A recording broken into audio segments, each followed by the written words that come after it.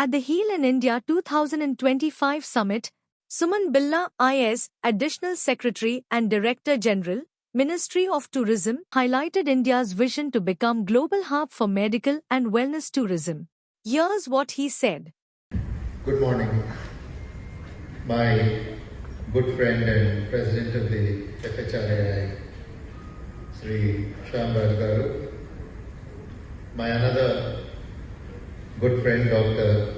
Manoj Nesari, Professor Minu Bajpai, Dr. Blossom Kuchar, Rahul Makarias, Someshwara Kaundinya, Dr. Subhash Goyal, who is also here, ladies and gentlemen. Let me begin by thanking the FHRAI for taking the initiative to organize this event today.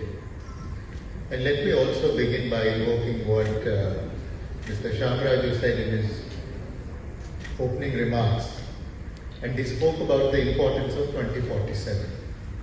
2047 is the centenary of our independence. And by 2047, our aspiration is that the tourism economy of India should reach $3 trillion in size. If that aspiration has to come into fruition, there are several areas of tourism which need to kick in. And within that framework, medical and wellness tourism are not subsectors, but they are strategic pillars on which our strategy will rest to achieve this target of $3 trillion for the tourism economy. And I think if we have to do that, we will have to showcase not only our competence, but we have to showcase our care, our compassion, and more importantly, our credibility. And I think those are the softer aspects that we need to also focus on today as we deliberate. As Dr. Minu Bajpai mentioned, India is blessed to have exceptional doctors. And wherever you go around the world, some of the best doctors are likely to be Indians.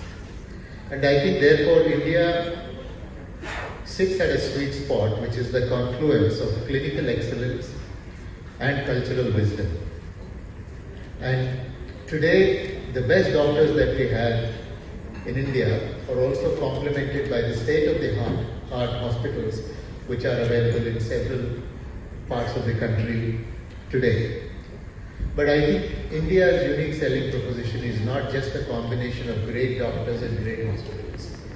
I think the USP that really India brings to the table is that we are custodians of ancient healing systems like Ayurveda, Yoga, Siddha, etc. And we treat not just the body, but also the mind and the spirit. And therefore, I think the way that we need to look is that India should not just be a place to be treated, but India should become a place where you come to heal. Our colleague Mr. Kaundinya, when he spoke about the numbers were compelling. And I think just to pick a couple of numbers from the top of the mind, medical tourism in India is valued at $7.6 billion. And it is expected to double in the next 5 years. Similarly, the wellness tourism is valued at $19.4 billion, and we know that there is rapidly rising demand the world over for wellness tourism to catch up. And there is no other country which is better positioned than India is to capitalize into this opportunity that the world offers us today. So sitting where we are, for us, growth is a given. There is no doubt that 5 years later when we meet, we will be in a very different space than where we are today. We would have developed behemoths, the industry would have taken off, and I'm sure that we would have covered a lot of ground. But I think the challenge really for us is not just to grow our market size. And I think the challenge for us is to see as to how we can increase the impact that the growth of this sector can bring to the country in terms of increased contribution to the GDP, in terms of the jobs that it can create, qualitative jobs that it can create, both in the healthcare and in the wellness segment by having trained manpower, in terms of the foreign exchange earnings that it can bring to the country. But I think most importantly, in being able to create that trust where India is a destination where you are able to travel to without second thought for a medical condition or for wellness. And I think that trust will be the cornerstone of the soft power that India will project into the world in the years to come. So I think few things that we probably need to look at is I think India needs to invest in quality. Today, we have exceptional hospitals in tier 1 cities in the country which match the best anywhere around the world. I think we need to take this excellence to tier 2 cities and major growth clusters in the next 5 to 10 years.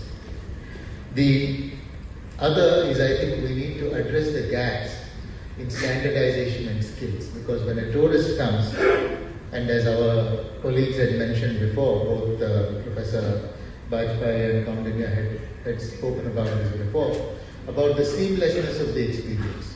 If somebody comes into India, from the time he disembarks from the aircraft to the time he gets back into the aircraft to go to his country, the experience must be seamless, it must be predictable, and it must be done in a way that inspires confidence. And I think all of us as service providers, whether you're a tour operator, whether you're a hospital, whether you're a transporter, I think we need to create that framework in which a tourist feels safe, secure, and he expects the kind of service which is exceptional. The other thing we need to do is to market Heal in India. I think most of it will have to be done on a digital first platform. One of the important things that we have also realized when we were working on with the Medical and Wellness Tourism Boards a few years ago when I was Joint Secretary was that the referrals come from the hospitals or the doctors who are treating the patients in those countries. We may have the best quality of medical care in India, but unless you are able to reach out to those doctors who are able to refer your hospital and your doctor to the patients and say that India is the place you need to go to which will fix you properly and at a fraction of the cost that the rest of the world will charge you, I think that connect is something that we need to establish. We need to also work on getting patient testimonials. Many hospitals are doing wonderful work. I think we need to create some advocacy position using the patients who have come, who testify to the quality of the experience that they have had here. We need to run campaigns, and I think we need to use our embassies to front face with the market for Heal in India. And I think what the union budget has really done in this year by mentioning Heal in India as one of the primary focus areas for us is that it has brought this razor-sharp focus on healthcare and wellness and as to how we can connect all the dots and take this forward. So I think the onus of really taking it forward from here rests upon all of us who are in this room today. The Ministry of Tourism is already actively working with the Ministry of Ayush, and Dr. Manoj Nesari especially leads that on how to integrate India's wellness heritage into the broader tourism offering. There are states like Kerala, which has been mentioned before by Someshwara, which have used Ayurveda as a key pivot for strengthening their tourism product. Today, the average duration of stay for an international tourist in Kerala is 19 days. And we know that no tourist goes to any place for 19 days for sightseeing. The reason why it is so long is because they go for Ayurveda. And once you go for Ayurveda, you're locked in for 3 weeks, you're locked in for 4 weeks, and that is how you extend the duration of stay. And I think that is the impact that we need to understand. Government is doing an exceptional job in showcasing yoga. There are again states like Goa and Karnataka which are fast catching up. But I think what we need to do is to bring more states into play. More and more states should say that this wellness and medical tourism can be the tool for us to bring greater prosperity, to bring better quality jobs for our people. And I think one of the things that we should actively work on collectively is to look at creating some performance-linked incentives. That is to say, if a state were to put together a framework in which they are promoting medical and wellness tourism, and they have, they put together a campaign, they have connected the dots between their service providers, and they have brought it to a level, I think we need to support them. And if we are able to do that, more and more states will come on. Similarly, I think service providers, whether they are hospitals or wellness centers, if they are able to bring the world to themselves and they are able to generate foreign exchange, I think we also need to create some sort of an incentive for them to push the needle forward. One of the things that we also need to work with the states is to enable the ease of doing business. So that if somebody wants to set up a healthcare facility or a wellness facility, the state government should create a single window, must try and make it as easy as possible for them to start their business in the easiest, most predictable form that is possible and in the shortest possible time.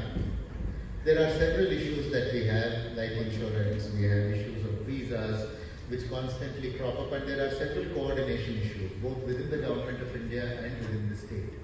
And I think one of the things that we need to do is to set up a interministerial task force, which will meet from time to time to look at what is the growth that we need to do and how do we facilitate and create the conditions that are suitable for the industry to come and achieve that growth. And how do we create conditions, how do we work with states so as to enable and catalyze that growth going forward. So I think one of the challenges that we have is that India is a very large country, and I think any initiative that we do, if you want to do it all across the nation, it is always a challenge. So perhaps what we should do is to identify and nurture 10 clusters for medical and wellness tourism in the country. And I think we need to set a time frame and say that by 2027, let us identify 10 in the next 2 to 3 months. And by 2027, what is it that we will do to make these clusters, effective, and to make these clusters into seeds that can grow into formidable trees as we go forward. We should, as I had said, launch a unified Heal in India digital platform. Because one of the most challenging things for anybody who wants to come to India is that the experience is broken. Who is the tour operator I need to go to? Which is the hospital I need to go to? Which is the specialist I need to consult? Which is the hotel where my attendant is going to stay? These are all things which have to be handled seamlessly. So I think we need to create an app and a platform on which all of these service providers come together, so that if I'm sitting, say, in Oman or in the UAE and I'm planning to come, I'm able to actually figure out my entire schedule going forward onto this. And as I said, we need to run global campaigns, especially in key markets which deliver for us, like the GCC, Africa and SAARC for medical tourism, and in the West and in the affluent countries for wellness tourism. So I think to come back to the point that I had mentioned earlier when I started, the challenge before us is not just about building an industry. The challenge before us is building trust. Industry will build itself. I think the challenge is building trust. The quality of the industry that we build will depend upon the trust that we create. Because when a traveler travels thousands of miles to come to India for a surgery or to restore his well-being, he is placing his life in our hands. And I think that trust is sacred. And that can actually become our greatest asset. If we are able to leverage that trust and if we are able to establish that trust, that will be the biggest calling card that India can have going forward.